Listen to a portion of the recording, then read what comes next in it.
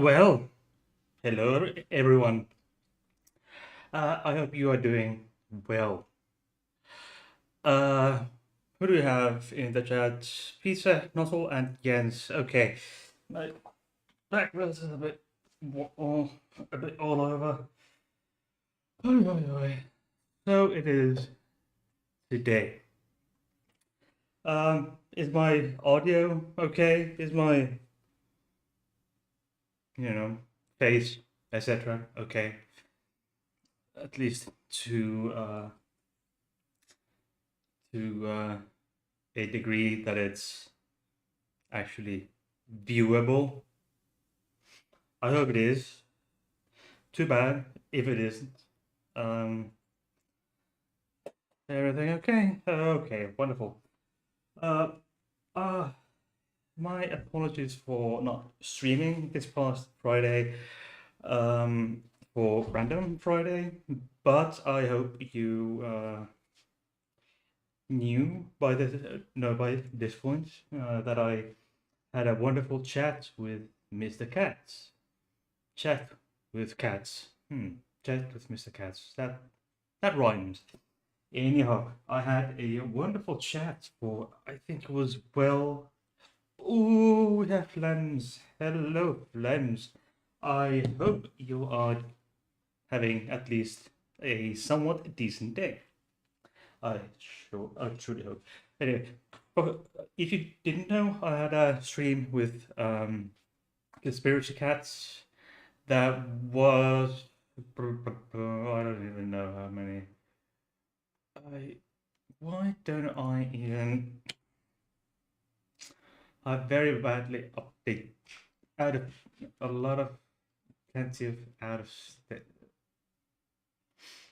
uh, videos popular. Ooh, here we are. I had 1 hour, 12 minutes, and 41 seconds of live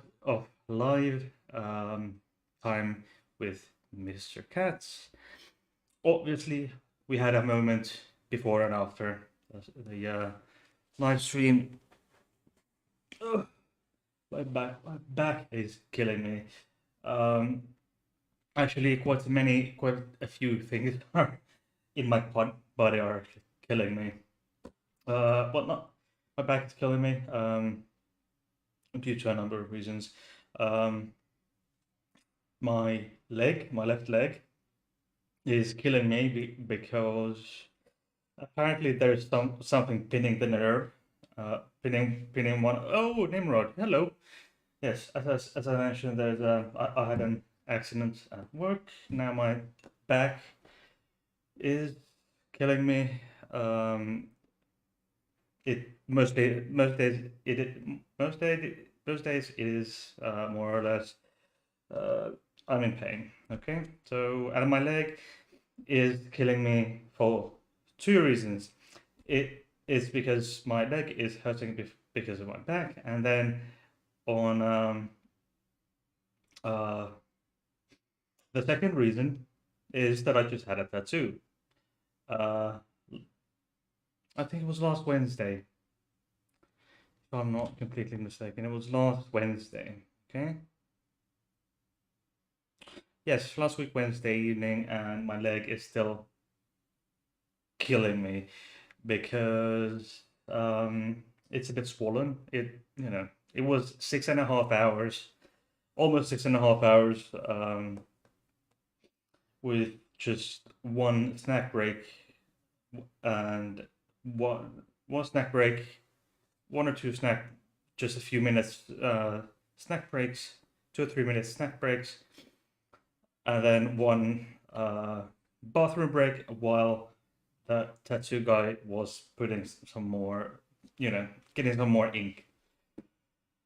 And now my leg is killing me. It's still a bit. It's still still hurts, and now it's starting to get get the itching, get the itching on. Okay, so today with me are Bertil, and of course, Stefan. Oh, yeah. So, is being trans a phase?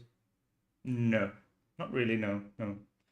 Um, okay, let's see here. Okay, for example, Psychology Today, a 5 year long study, 5 year long study. Um, yeah, gender identity is stable for uh, they found that in the study they found, okay, let's have it here. They found that over 97% of the kids continued to identify as transgender after the 5 year follow-up period. They would, however, they say that there are certain limitations here. Okay, so is past research on the longitudinal gender outcomes of prepubertal children had important limitations. Yes, don't forget to like and subscribe to my uh, YouTube channel. And also, please remember to check my Patreon. Oi, I okay. I think my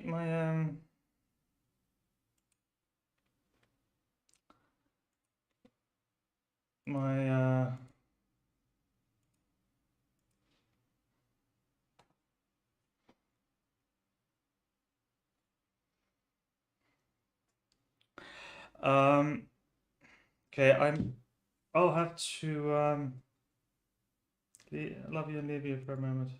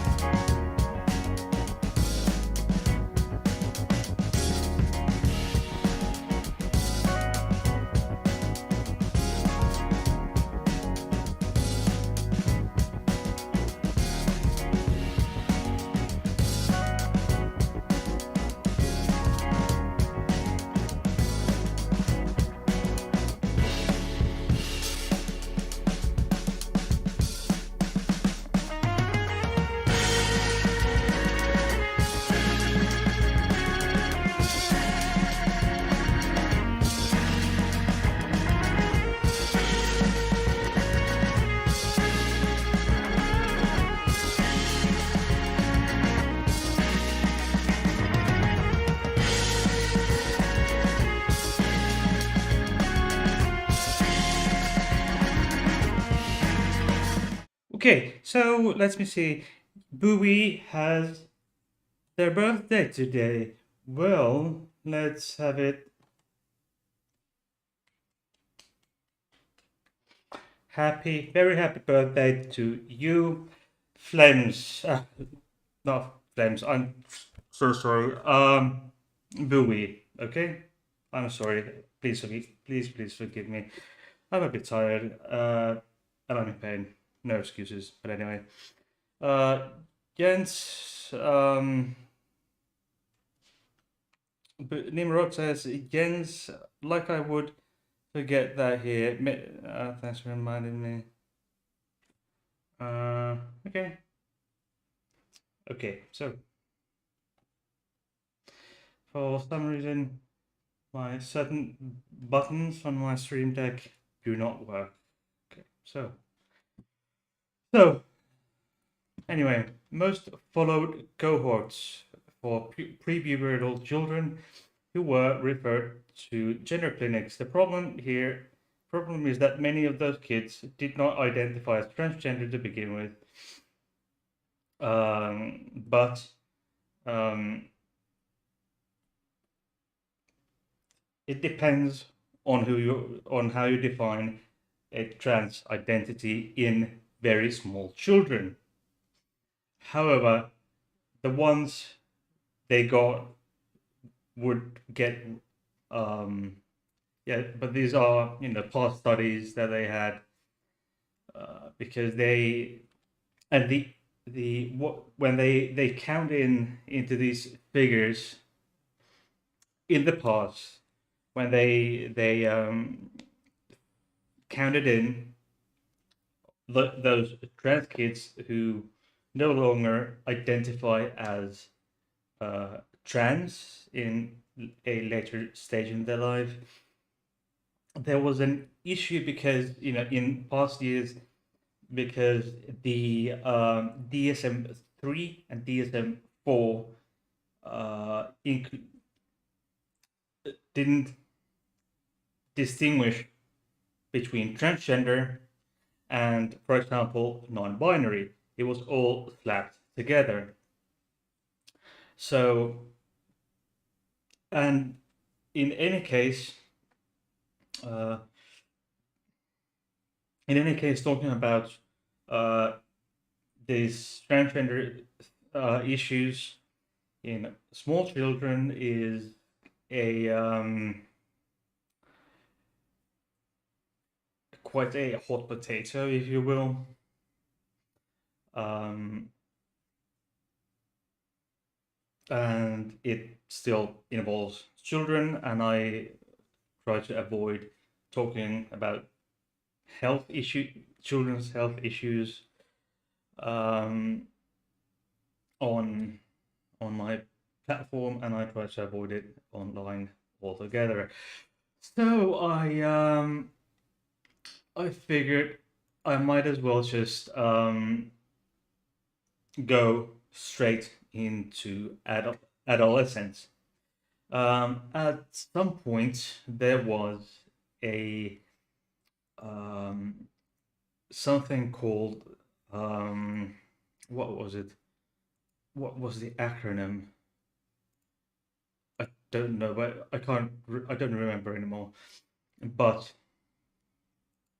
it had to do with. I can't remember what the acronym was, but the acronym was for rapid onset gender dysphoria. This was coined by a quote unquote researcher in 2016, I think, and it was retracted for the most part, reviewed again and edited heavily. So what that concept was, I may or may not have um, talked about that or mentioned it, a supposed concept of a of there being of these youngsters, say adolescents, say from 15 to 20, 15 to 20 year olds or so, suddenly in the same tight group of friends or social circle, these several of these very or relatively short or close social circle would develop trans identity or transgender identity of the same within the same group in a very short amount of time. So that was supposedly a thing, and then this was what this researcher quote unquote called social so something like that. It was being trans was socially contagious, and there was and that there was an disproportionately large uh, number of these these adolescents, say 15 to 20 year olds, would be, and then they would like detransition back to their birth to their sex assigned at birth. Um, Bowie asking on what grounds? Data from conversion therapy clinics, for the most part. For the most part, a lot of it was from Australian conversion therapy clinics. So go figure. It was so this was something that was used extensively by these conversion therapy numbnuts and other, conversion these evangelical and other conservatives, evangelicals and other conservatives, like, look, here it is. We have a scientist saying this and this, and it's from that perform clinics that perform treatments. Here we go. But these researcher then retracted the statements. It was it was horrible, and these who claim that it's just a phase, it's something. These are the people that because there is a wide variety on wide spectrum on how you can express your gender. Uh, some may say that I present my gender in a too masculine way. Hence, I can possibly be a woman, but I can tell you that I do identify as um, a female. I'm legally a female. I have been female for a number of years now, and I have what I have under my clothes is my own business, but I have significant. But I can tell you that all I can tell you is I have significant female features under my clothing. That's enough for you, or should be enough for you. So these idi- and then there's something called non-binary, and we all, well, most of us tend to express our gender in a broad spectrum um, in our adolescent years. When we grow up, we search for our own expression of our gender and other ways of expressing ourselves, and that when that comes and goes. For example, there's a tomboy phase, and so these that which may be interpreted but as being this kid being trans, but that is not the case, or rarely is the case. So that may be taken as, we all see these people, these teenagers, boys wearing nail polish, etc., and then come back to their senses. That is not uh, that's not how it goes. Um, and then there's of course what many of you have, or many of you may or may not have heard, is called detransitioning. It's basically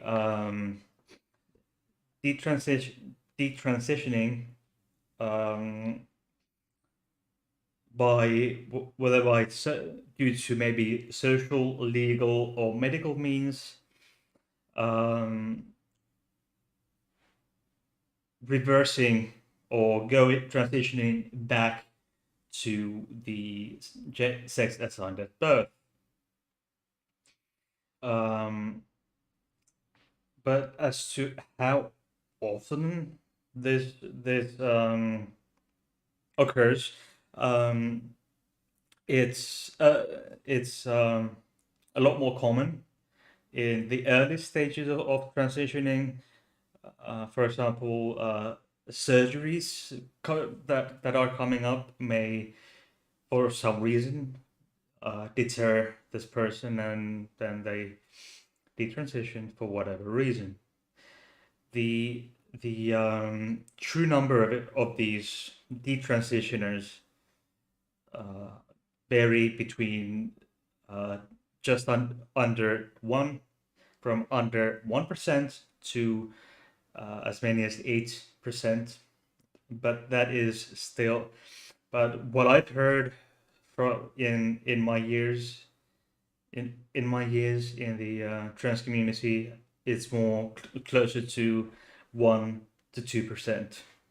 So, so or even less. From an expert source, I heard that there would be in Finland, there would be 1 to 2 a year. This may be old information, but this would have been 1 to 2 a year. And for context, we have 5.5 million people in Finland, and people starting transitioning every each year.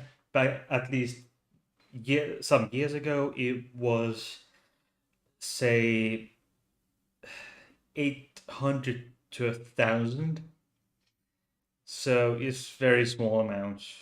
Um, and these, as I mentioned, detransitioning is can be for a number of reasons.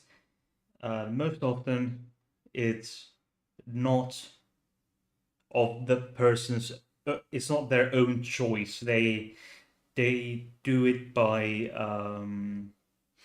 but mostly due to external reasons, and that could whatever it could be, as I said, social, legal, or medical.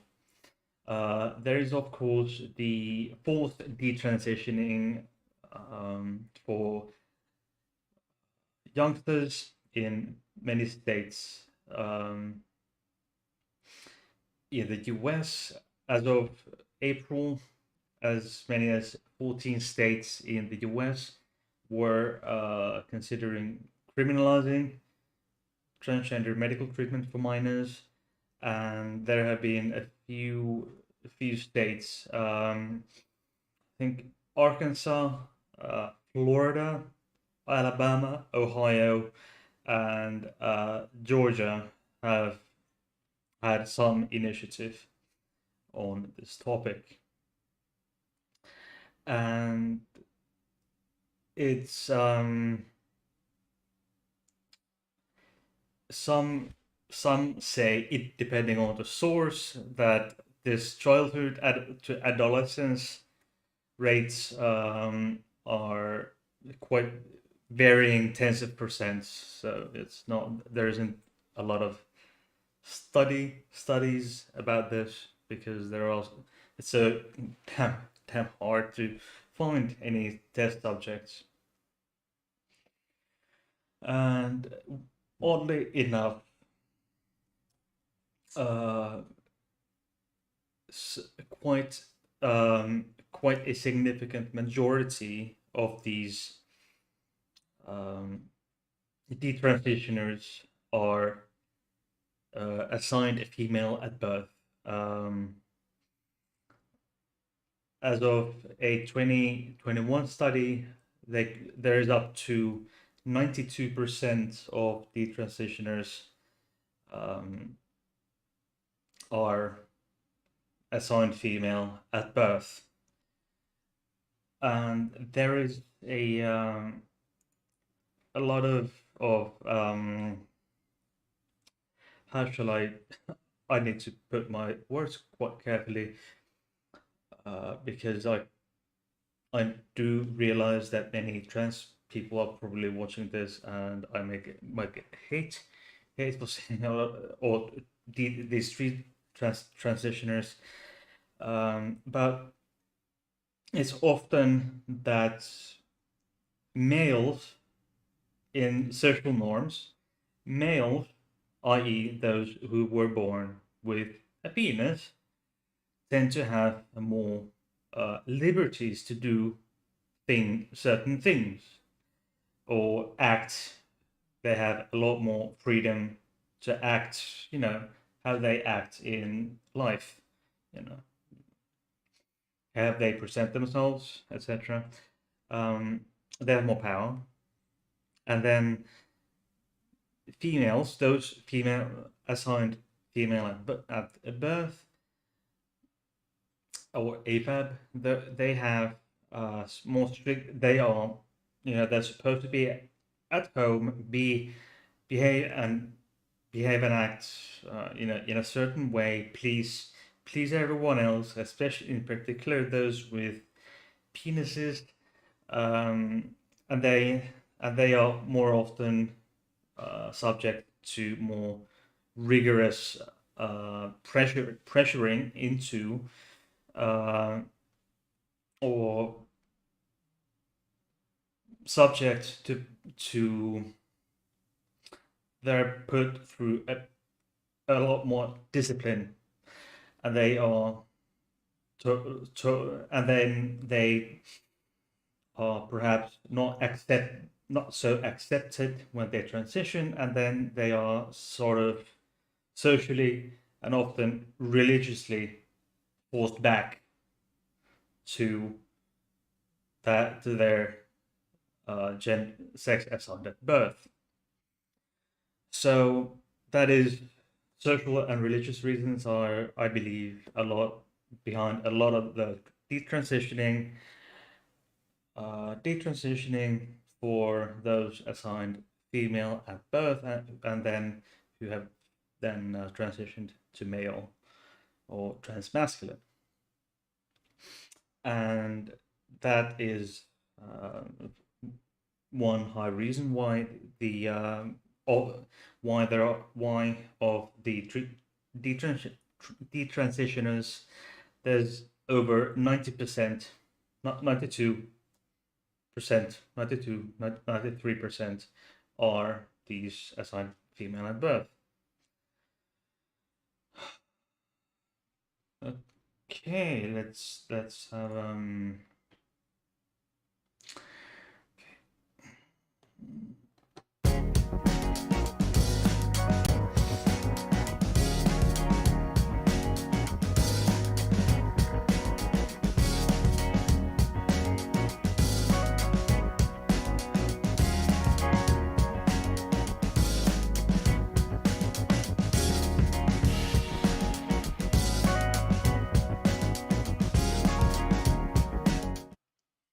so this is quite interesting concept anyway.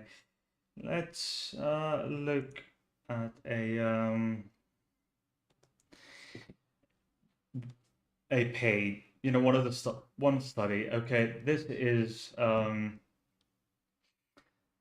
do realize that this is from 2015, and I do realize the study was of 32 transgender children, ages 5 to 12.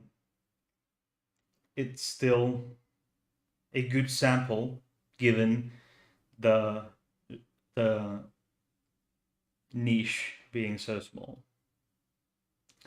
And by the way, if you have any questions, comments, just keep coming. And meanwhile, remember to get your thumb up, and subscribe if you haven't already. And there's there's a from Psychologist Today article, and I have a few studies. Okay, few studies that I have yet to show, and I don't think I'll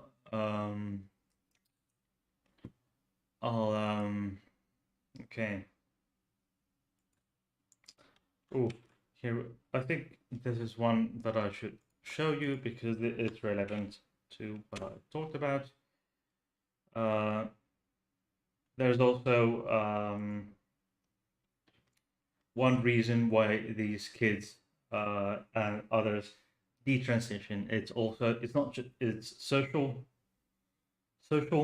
legal, uh, and medical, but there's also the abuse, the horrendous abuse. Uh, this is an interesting. This is just the abstract here, and however, I do have the entire data, the as a PDF file. So I think I'll I may or may not um, put it in the chat.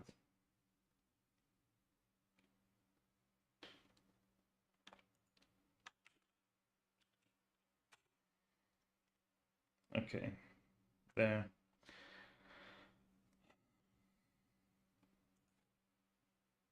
Okay, I'll try if something works now.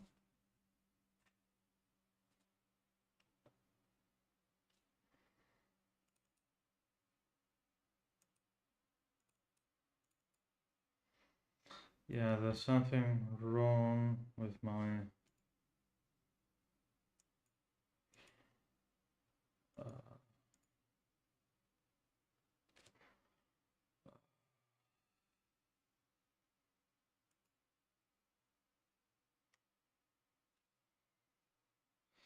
there's something wrong with my stream deck. I'm sorry, I'll fix it later. Anyway, like and subscribe, and please also go check my Patreon. And I won't keep you long because this is such an immensely immense. This is just so blatant. Should be so blatantly obvious to everyone. So I will link those the studies in the description box.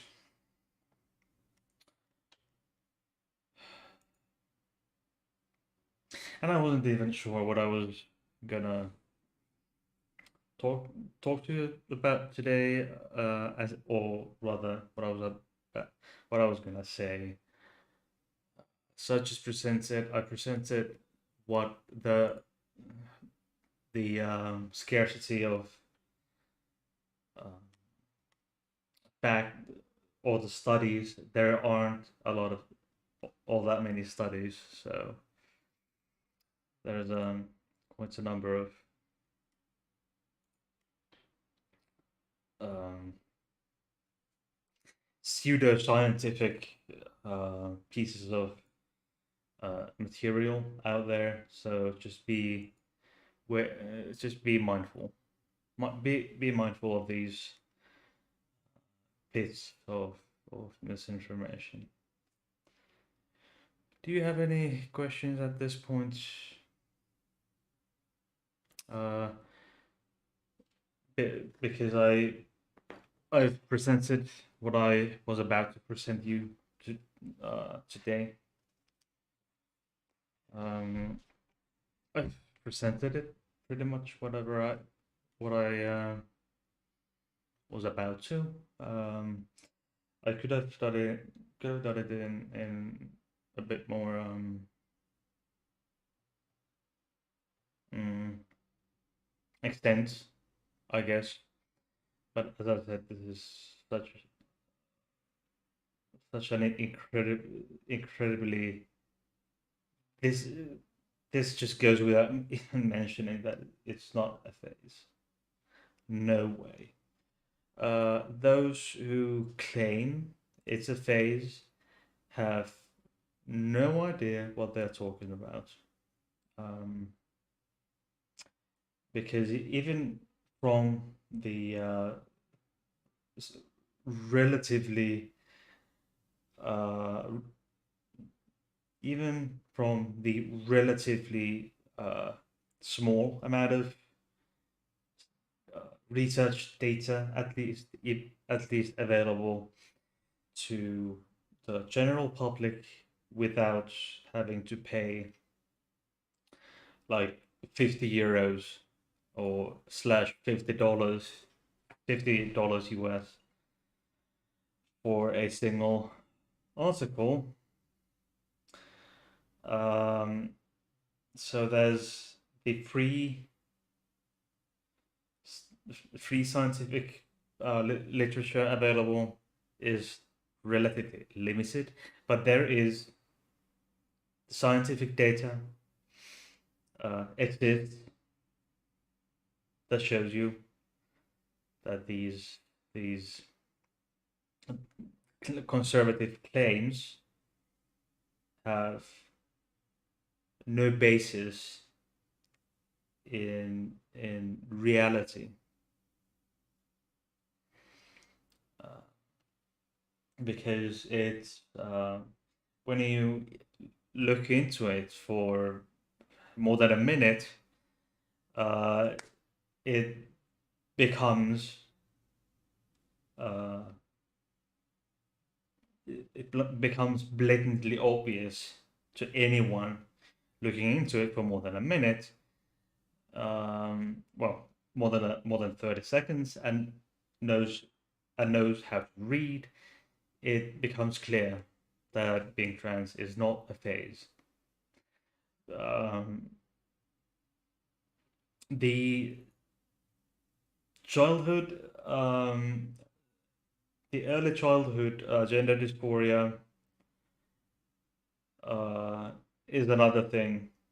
I don't know enough about it to feel comfortable with talking about it, or presenting anything, or presenting any studies on it. And however, there's quite frankly there isn't much to start to read into anyway. But it's blatantly obvious being trans is not a thing. So conservatives, do your homework. Okay. Bowie says, how do conservatives sleep at night after doing such horrible things to people? And then Peter says, quite well, apparently. Bowie says, monsters in their purest form. And yes, replying to that, they did the bidding of the hate preachers, so they think they did good. Precisely. Well said, Jens. Anyway, that reminds me that we are to go now with this little lamb. I got from Jens. Thank you very much, Jens. It's I look at it every single day. I look at it because this one hangs on my microphone stand, or the microphone stand that the one that is on attached to the table, and then there's the spring loaded coming back and forth. Okay, it hangs there. I see it every day, and I remember you every day, because that reminds me of Jens and the day I met him.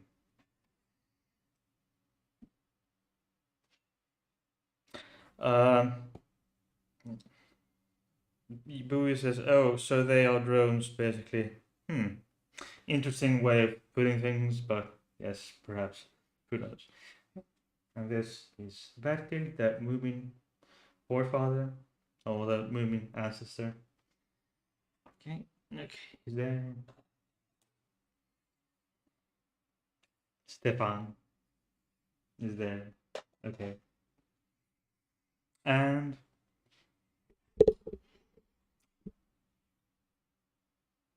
thank you for today, and I'll see you next time.